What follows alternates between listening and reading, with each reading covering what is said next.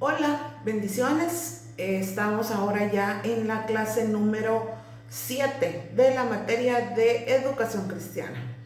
Esta materia, ¿verdad?, nos deja ciertas enseñanzas, ¿verdad?, de cosas que probablemente ya conocemos o ya hacemos. Recordemos que esto puede servirle para un maestro que pueda dar clases con niños pequeños, ¿verdad?, dentro de la iglesia. También para los que en algún momento están dirigiendo algún ministerio, ¿verdad? Para variar, de verdad, si usted quiere que el grupo al que usted se dirige o las personas a las que usted se, se da, ¿verdad?, en enseñanza, esas personas puedan comprender mejor. Aquí vamos a ver ahora algunas formas de enseñanza y podemos ir analizando cada una, ¿verdad? Pero vamos a elegir y vamos a buscar la que mejor nos convenga y con la que nosotros creo yo que nos sintamos mejor. Nada más es de tener en cuenta que nosotros podemos aprender por el ver, por el hablar, ¿verdad? Por el oír y por el hacer. Estamos hablando de 4 áreas sumamente importantes, así que vamos a empezar hablando en la separata donde dice enseñando a través del ver. Dice, el uso de los materiales visuales en la enseñanza es una ayuda especial en la didáctica y yo creo que esto nunca va a pasar de moda. Por más que nosotros querramos decir que no vamos a aprender con un cartel, aunque consideremos eso como algo desfasado, siempre de alguna manera queda guardado en nuestra memoria lo que nosotros vemos. Entonces, dice que la psicología moderna afirma que el 80% de la enseñanza ofrecida a los alumnos se pierde antes que el alumno tenga oportunidad de usarla. Las pruebas científicas comprueban que dentro de ciertos límites, con el uso de materiales visuales, los alumnos aprenden un 35% más y recuerdan más tiempo hasta en un 55%. Los materiales visuales se dividen en 2 grupos principales, que son los visuales proyectables y los no proyectables. Entonces, vamos a ver ahorita los no proyectables, que creo yo que son los que no necesitamos, ¿verdad?, energía para nosotros estar poniendo algo en una pantalla, ¿verdad?, o en alguna cosa donde podamos ver. Estos son los no proyectables. Dice, el pizarrón se puede aprovechar para presentar el bosquejo de una lección bíblica, el cual puede ser fácil de copiarse en un cuaderno. Se puede también anotar preguntas o ideas. Puede dividirse en 2 partes y poner de un lado las cosas negativas, las otras positivas. Dice que podemos escribir palabras nuevas, significados. También se pueden hacer dibujos, esquemas, y se pueden dibujar gráficos, mapas sencillos y muchas otras cosas. Yo creo que el uso del pizarrón, yo creo que la mayoría de nosotros, ¿verdad?, los que estamos en esta materia hemos aprendido de alguna manera con un pizarrón. Ahora los pizarrones han cambiado, ¿verdad? Son ya no con yeso como los de antes, ¿verdad? Yo me acuerdo que cuando estudiaba, en la pared había una pizarra verde, ¿verdad? Creo que de ahí sacamos la idea de que eso es un artículo que muestra de un maestro, ¿verdad?, que habla de un maestro. Esa pizarra era verde. Nosotros teníamos que ir a cortar de unas hojas que no recuerdo el nombre de verdad, unas hojas, y con esas hojas limpiábamos la pizarra para que quedara como más nítida, por decirlo algo, y se utilizaba yeso blanco, ¿verdad? También recuerdo yo, ¿verdad?, que mi profesor usaba el yeso de color también. Ese era como un poco más caro, creo yo, que por eso casi no lo usaban, pero en algún momento quizás de nuestra vida, probablemente algunos estén muy jóvenes, ¿verdad?, los que están viendo este video, pero eso existía antes, era una sola pared. No recuerdo si era como una pintura o algo sobre lo que se escribía. Eso sí, no recuerdo muy bien, pero sí usábamos borradores de esos que se sacaba polvo, ¿verdad? Que era lo que quedaba del yeso. De verdad que yo recuerdo cuando el profesor escribía y él siempre dividía la pizarra en dos. Entonces dice, vaya, voy a terminar este lado, copian y luego me paso al otro. Entonces decía yo, vaya, ya terminé el otro lado, voy a borrar el primero, y todos, no borre, no borre. Entonces yo creo que son experiencias, como le digo, que lo dejan marcado a uno, de la cual podemos decir, ¿verdad?, que el pizarrón de alguna manera pues ayuda, ¿verdad? Antes era eso, solo letras, casi siempre, ¿verdad? Solo era escribir, pues, pero no solamente se puede usar un pizarrón para eso. Ahora tenemos las pizarras con melamina, no sé si se llama melamina o acrílico. Bueno, hay pizarras también de acrílico. Bueno, incluso se puede escribir sobre vidrio, ¿verdad? Pero todo lo que nos pueda servir a nosotros como un pizarrón, pues qué bueno que nos pueda también ayudar, ¿verdad?, para poder enseñar. Dice que también están los cuadros o láminas o estampas que se usan mucho con los niños. Hay una variedad de láminas que ilustran verdades bíblicas disponibles para el maestro en las librerías cristianas. Esto cuando se enseña la librería Josué, la librería Bautista tiene ese tipo de libros, y hay libros que muestran esas ayudas visuales que le llamamos. Dice que el maestro debe coleccionar y archivar cuadros de toda clase, y quizás puedas pegarlos en cartulina. También se pueden usar cantos, versículos o enseñanzas. Cuando hablamos de cuadros, ¿verdad?, también estamos hablando que podrían ser fotos, igual mapas, ¿verdad?, imágenes también, que pudieran ayudar, ¿verdad?, impreso, ¿verdad? No sé, lo que nosotros podemos conocer como un tamaño carta, ¿verdad?, o tamaño oficio. Ahora hay un tamaño que se llama tabloide, que creo que de alguna manera una imagen de ese tamaño siempre considero que puede enseñar, ¿verdad? Se puede enseñar. Yo creo que hemos estado en un tiempo de campaña política, ¿verdad?, donde se han puesto afiches, le llaman también, que son imágenes que enseñan, que muestran. La verdad que como maestros también podemos usar ese tipo de imágenes y cuadros para poder enseñar, ¿verdad?, colocando ahí pues algo que sí verdaderamente nos va a servir en el tema que estemos dando. También tenemos objetos. Dice, el uso de objetos es a veces más efectivo que el uso de las láminas, porque un objeto es real en tanto que la pintura o lámina es una semejanza de él. Por ejemplo, dice acá, no es lo mismo una flor, ¿verdad?, tener una flor en físico, que vemos la florcita, ¿verdad?, a ver una imagen de flor, un cuadrito de flor, algo pintado de una flor. O sea, ¿qué va a ser más real? ¿Una lámina o el objeto en sí? Yo creo, ¿verdad?, que usar los objetos, los niños pequeños más que todo aprenden muchísimo. Muchísimo, porque si usted está hablando de las rocas, usted le enseña una.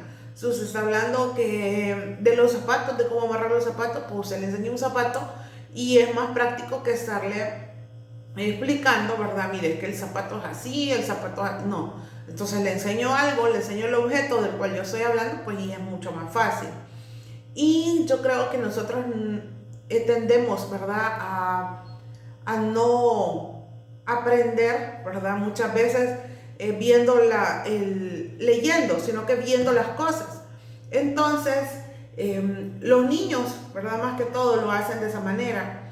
Dice que el objeto sirve para que los alumnos lo vean mientras se enseña la lección. Hay objetos que tienen significado alegórico o simbólico, que sirven para dar clases de personas de más edad.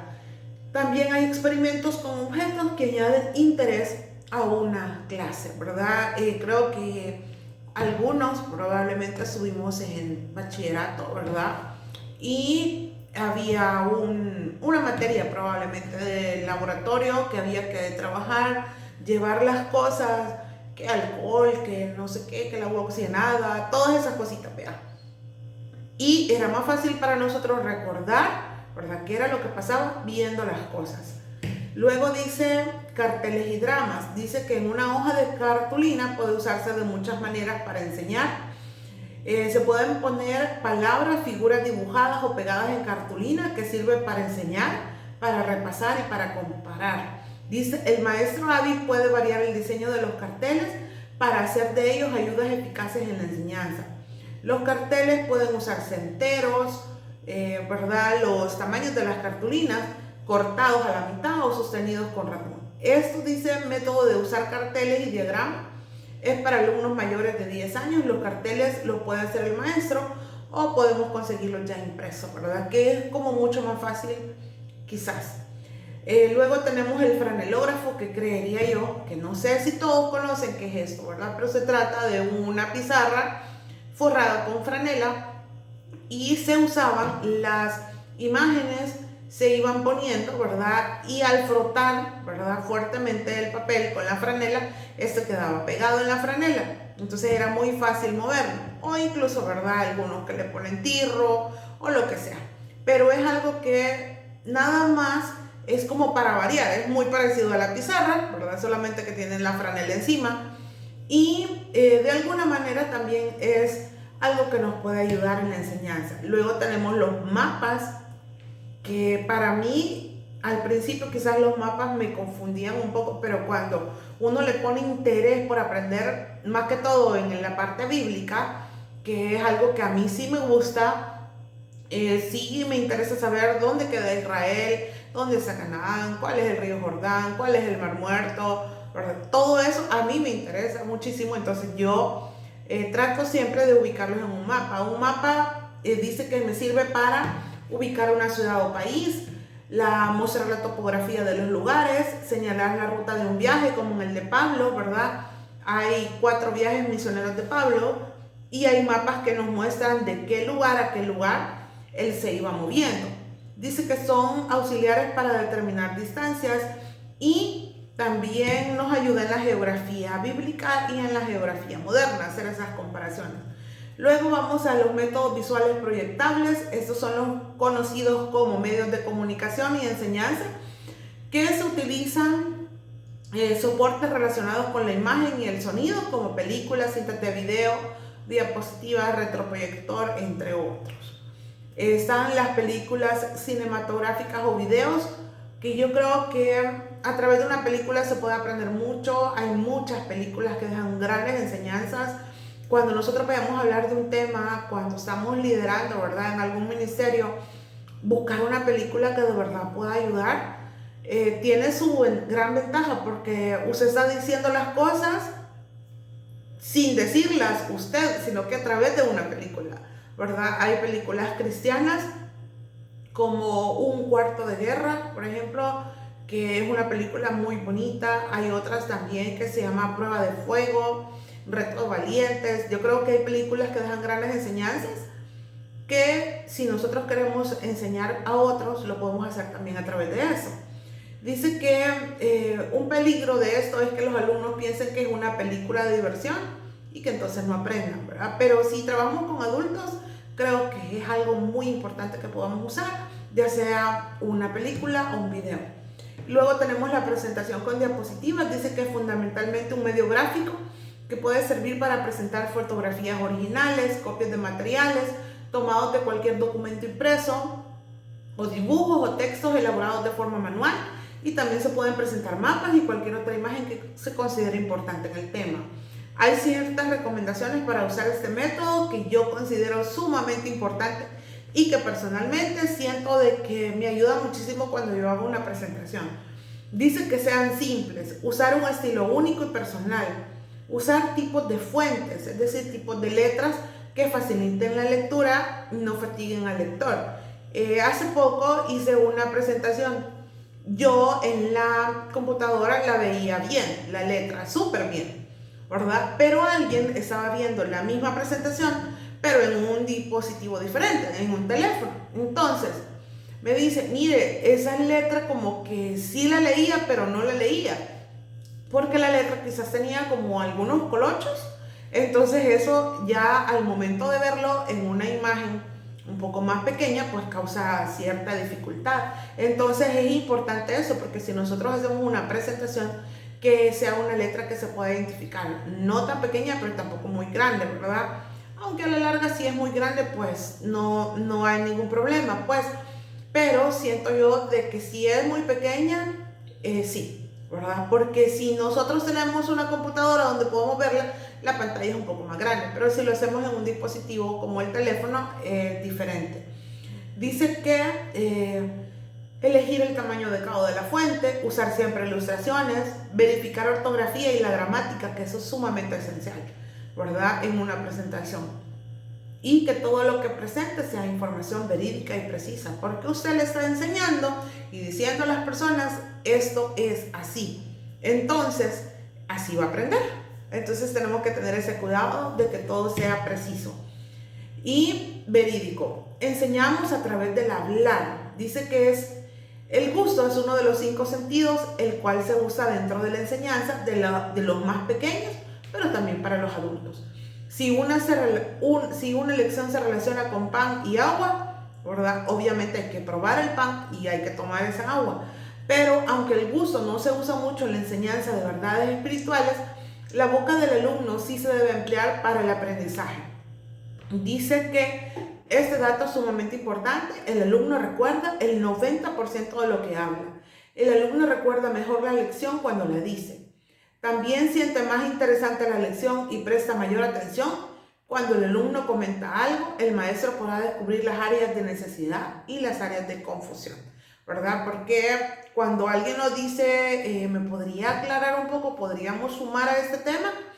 Entonces, cuando yo escucho, yo sé si esa persona sí me comprendió o no me comprendió, ¿verdad? O probablemente yo no me di a entender. Uno de los métodos es el método de preguntas y respuestas. Dice que Jesucristo usó este método de las preguntas con gran acierto. Él usó preguntas en las siguientes ocasiones: para introducir una lección, para que sus discípulos le revelaran su pensamiento, para estimular el pensamiento, para sondear los móviles, para contestar una pregunta. Y aquí vemos unas características de las preguntas. Dice que deben ser simples, requiriendo solo una respuesta. Debe ser adecuada a la edad mental y la experiencia del grupo. Y debe ser clara y concisa y no debe llevar en sí misma una respuesta, ¿verdad? Sino que para hacer preguntas y respuestas no es tan fácil. Hay que saber hacer las preguntas para que podamos obtener la respuesta que nosotros necesitamos. Para mí este método de preguntas y respuestas nos facilita mucho, a mí en mi caso, ¿verdad? Que es lo que nosotros hacemos acá en el Colegio de Teología a través de cada laboratorio que ustedes hacen. Ahora, hay que pensar muy bien la pregunta que yo voy a hacer para que ustedes me coloquen lo que yo deseo que ustedes coloquen ahí, es decir, la respuesta correcta, ¿verdad? Entonces, si nosotros vamos a hacer preguntas para hacérselas a otras personas, tenemos que considerar que si para nosotros son entendibles, entonces las otras personas también. Luego tenemos el método de discusión. Con los niños no se llama método de discusión, se llama método de conversación y es un método fácil. Y dice que aquí el líder es de suma importancia que asuma la siguiente responsabilidad: presentar el tema, hacer preguntas para guiar de un punto a otro, mantener la discusión enfocada en el tema central, resumir y guiar al grupo a una conclusión. Cuando se hace una discusión, ¿verdad? Se pone un tema y se hace todo esto. Se presenta tema, se explica qué es lo que se va a hacer, es decir, guiarlo, ¿verdad? Y mantener la discusión sobre el mismo tema. Porque a veces podría ser que estamos hablando, por ejemplo, de el problema de la basura, ¿verdad? En los ríos, pero terminamos hablando, por ejemplo, de la paz que debe existir en los países de Oriente, del Medio Oriente. Entonces, un tema no tiene que perderse, ¿verdad? Siempre tiene que tener relación. Luego tenemos el método de la memorización, que a mí me encanta, de verdad, me encanta mucho memorizar. Dice que hay ciertos conocimientos que sirven de mucha ayuda para el crecimiento espiritual. Es la memorización de los libros de la Biblia en su orden. El memorizar versículos o porciones bíblicas es de mucho valor en la educación cristiana. El alumno debe saber que la Biblia dice y no el maestro dice: la memorización nos ayuda a expresar con la precisión y fuerza insuperable del texto bíblico mismo las verdades cristianas que tratamos de comunicar. Acá es sumamente importante la memorización de versículos, ¿verdad? Esto es así, o sea, es algo que tenemos que aprendernos. Probablemente para algunos la memorización no se les facilite mucho, pero deberíamos de, ¿verdad? Intentarlo y aprender verdades bíblicas, ¿verdad? Eso nos va a motivar. Dice que nosotros tenemos que hacer varias cositas para que sea efectiva en la enseñanza. Dice: tenemos que hacer interesante y comprensible el material, dar oportunidad para la repetición frecuente, esperar y animar la buena memorización, repasar el material recién memorizado, proveer de un tiempo de descanso mental, ¿verdad?, después del periodo de memorización, y animar la actividad mental en la memorización con tiempo de repaso. Eso, seguir estas reglas que está aquí, nos va a ayudar a nosotros también a memorizar. Luego tenemos el canto y adoración. La música está directamente relacionada por su naturaleza con el diálogo educativo, que es casi imposible que la enseñanza-aprendizaje del cristianismo pueda desarrollarse sin su constante acompañamiento. No sé si ustedes se han dado cuenta, a mí me gusta de verdad bastante escuchar alabanzas y de todo tipo de alabanzas, ¿verdad? E incluso las que son instrumentales, ¿verdad? O solo las pistas, como le llaman algunos, de las alabanzas. Pero nosotros tenemos que entender que el maestro debe enseñar a los alumnos a expresar su adoración a Dios al cantar, y no solamente por el gusto de cantar. Se recomienda usar una guía de cánticos. Yo creo que tenemos también que escuchar, ¿verdad?, un cántico, ver qué podemos nosotros aprender de eso, ver si eso tiene sentido para nosotros y lo aprendemos. Cuando una alabanza nos interesa, créame que yo le escucho y al final yo estoy de verdad súper encantada de que tengo una lista, ¿verdad?, de alabanzas que yo me puedo, y que yo pongo esa lista de alabanzas y voy cantándola una tras otra. Entonces es como una repetición, memorización también a través del canto. Y el canto pues nos ayuda a acercarnos también más a Dios, ¿verdad? Tener esa conexión, ¿verdad?, que nosotros necesitamos para poder orar, hablar. Personalmente se lo digo, que a mí me ayuda muchísimo. Y luego estamos enseñando a través del hacer. Dice que el hacer tiene suma importancia en la educación cristiana, aunque por mucho tiempo se ha confundido la enseñanza con relatar y el aprendizaje con escuchar. Pero el músico, dice, no aprende a tocar su instrumento escuchando. ¿Cómo lo hace? Tocando. Tampoco aprende uno a conducir una bicicleta con solo ver a otro hacerlo. En Proverbios se recomienda instruir al niño. Es más que decirle: el mundo necesita aprender oyendo, pero también haciendo. Entonces tenemos los trabajos manuales, que son los que permiten desarrollar la creatividad del maestro y del alumno, ¿verdad? Si yo le digo: vamos a hacer este trabajito, yo sé que algunos dicen: ay no, es que yo no traigo para manualidades. Pero es algo que también podemos aprender a hacer. O sea, nunca es tarde para que aprendamos, ¿verdad? Y podemos tomar ese reto. También, ¿verdad?, tenemos que el trabajo manual debe tener un valor y debe contribuir a un propósito definido en la educación cristiana. Debe ser seleccionado teniendo en cuenta las habilidades y los intereses de los alumnos, y debe contribuir a la comprensión de la lección bíblica enseñada, y no debe ocupar todo el tiempo de la clase. También hay manuales del alumno, que en este caso y en nuestro caso, ¿verdad?, nosotros no tenemos un manual para seguir estas guías que tenemos nosotros de el Colegio de Teología, sino que lo que hacemos es les enviamos a ustedes material cada semana, y eso ustedes van leyendo. Entonces eso es como el equivalente a un manual del alumno, que aunque en la escuela dominical se refiere a un librito donde igual se tiene la información, pero de una forma más resumida. Entonces dice que la exploración le ayuda al alumno de la Biblia, ¿verdad?, le ayuda al alumno a estudiar por su cuenta las escrituras. Y tenemos luego el otro método, que es el del proyecto, cuando dice que una lección llega a ser más real para el alumno cuando se ocupen trabajos relacionados que amplían o profundizan la enseñanza. Unos métodos que pueden entrar dentro del proyecto sería una dramatización, la excursión y la recreación. Y luego, para finalizar esta clase, tenemos un resumen de los métodos. Dice: se ha discutido de cuál es el mejor método que debería ser empleado en la enseñanza. Debemos aclarar que no existe ninguno que sea el mejor, porque debe haber una combinación de métodos. Al escoger el método a usarse, se debe tomar en cuenta 5 factores: la capacidad y los intereses del maestro, el currículum que se está usando, la edad de los alumnos, el objetivo específico del curso, ¿verdad? O del tema que vayamos a dar, y el medio ambiente y el equipo disponible. Dios nos ayudará para que seamos buenos maestros de su palabra, definitivamente. Usando diferentes métodos y lo que Dios pueda revelarnos, porque probablemente esta es una idea nada más, y Dios pueda revelarte a usted otras formas de enseñanza, que son bienvenidas para poder enseñar a otros. Gracias por llegar hasta acá. Que Dios les bendiga.